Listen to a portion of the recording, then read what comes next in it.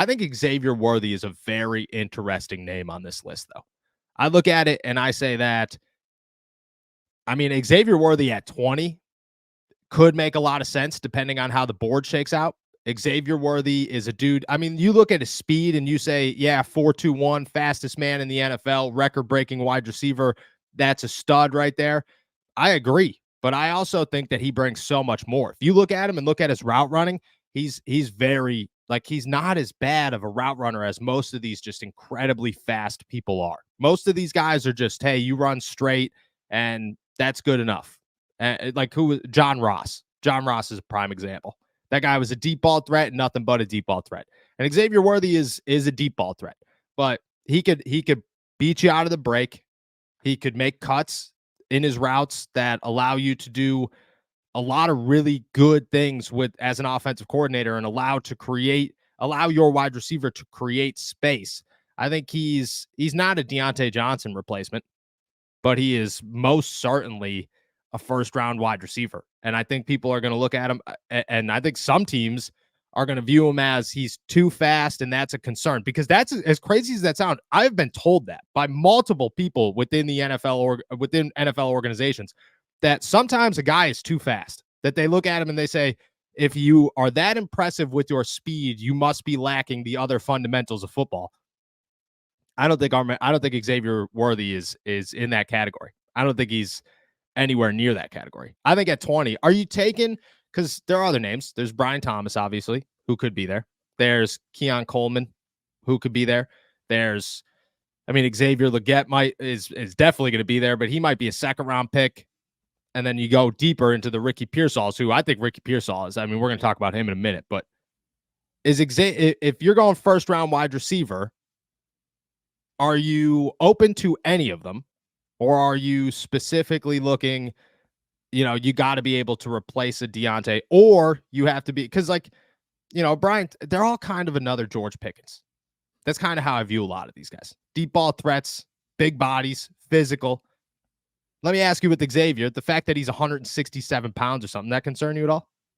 It doesn't really concern me. I think we've seen at the NFL level, especially with the emergence of the Mike McDaniel offense down in Miami, that size isn't as important as skill and also route running capabilities. If you can get open, we've seen a guy like Tyler Lockett turn his career into something worthy of a Hall of Very Good, because he has been able to stay healthy despite being very undersized, because he's a technician. He's able to get in and out of his routes. He's able to get his catches, get his yards after catch, and get down and get the first down when needed. So I'm not really concerned about Xavier Worthy's size. I want to see if he can make that transition to his route running at the NFL level. Can he beat NFL caliber cornerbacks?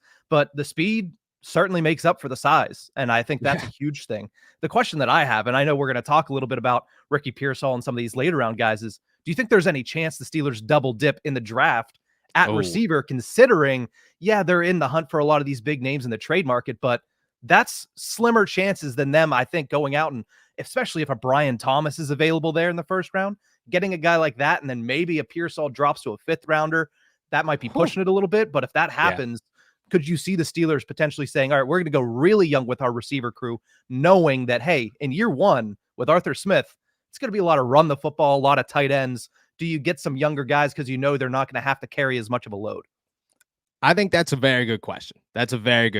Can they double dip? I think it goes to, where do they double dip?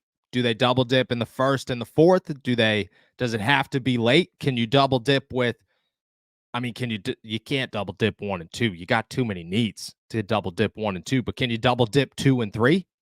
Can you double dip, can you go, can an Xavier Leggett fall to 51 and boom, there's your second round pick. And then with one of your third round picks, you're looking at a Ricky Pearsall and you're saying, oh, that's another great name to have. Or could a Ladd McConkey fall to you somewhere and you say there's just no way we could pass him up? I mean, that's what they did with Calvin Austin. They did not have plans to draft Calvin Austin. They didn't look at him as wide receiver wasn't top of their board. They just simply saw there's no way Calvin Austin makes it to us in the fourth round. And then he made it to them. And they immediately, well, this is the best player on the board. We have to select Calvin Austin. I think that's a possibility. I think if you're looking at it and just somebody that they can't pass up falls to them, I don't know how you avoid it. I think that becomes a much more interesting question with the first pick, because depending on how many guys are there, if you look at it, Xavier Worthy's still on the board, Brian Thomas is still on the board, Coleman's still on the board, Legette's still on the board. I mean, I don't know. You could keep going. There's like 2 of them that are guaranteed to go in the top 10 picks, 12 picks. The rest of them are all tossed out. They could land anywhere.